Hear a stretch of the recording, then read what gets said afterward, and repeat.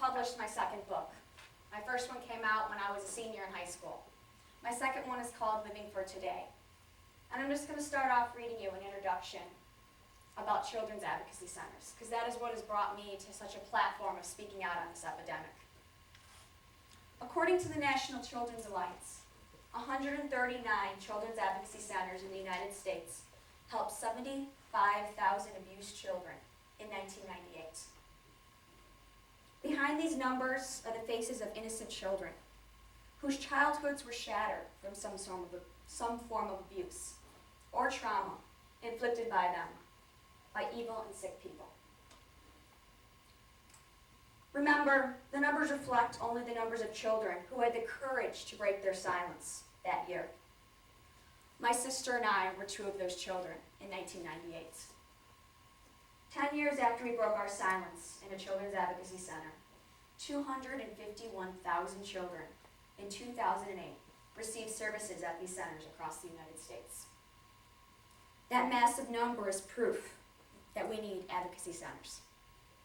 Without them, countless children's voices would remain silent, and we would never have the chance to the justice they deserve. Of this number, 174,000 children reported that they were sexually abused in 2008. A total of 204,000 alleged offenders came in, were ages 18 and older. 17 to 13-year-olds made up 24,000 of these alleged offenders, and another 14,000 of these offenders were under the age of 13. Yes, youth commit this crime too. Do I have your attention now? I hope so. As I was growing up as a child at school, I was educated, mandated by the law in the state of Illinois, on tornado drills. Always had to do the tornado drill. I think it was required 2 times a year. And I'm sure I've got many teachers in here that probably are well aware of these drills that you have to do in school. Or there were the fire drills, all having to line up and get out of the building.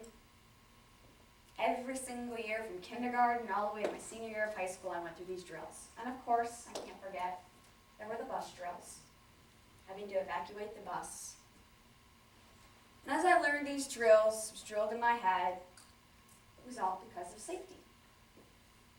And then there was this man called Officer Friendly that came in and taught us about stranger danger.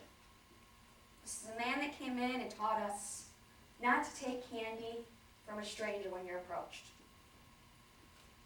or even go look for the little lost puppy. And then 6th grade came around, and there was a program I'm sure many of you are well aware of. It's called DARE. I graduated in DARE in 6th grade and got this little card. This card says that 8 ways to say no to drugs and alcohol. And I can tell you, I stand here before you today, never put a cigarette in my mouth, never tried any form of drugs. So obviously they got the message across, not to use drugs. So where was that message on safe touch, safe secrets? Where was that message on how to tell today, how to get away? It never came. So when I was sexually abused, I stayed silent. I listened to my perpetrator and didn't tell anybody. Threatened to keep silent about what was going on. It's a shame that we live in a society that avoids this topic with kids. Educators may think this falls on the parent. We need to tell the parents to step up and talk about this. Or then again, the parents would be like, don't talk to my children about this. But so often our society doesn't realize that when children are perpetrated, it is by someone they love and trust, and often a parent. Yet they drilled in our head as a kid, stranger danger. They drilled in parents' head, your kid's going to be snatched by the school bus. What they don't realize is 93% of the time, it's someone you love and trust with your kids that does this. And that was what it was in my case.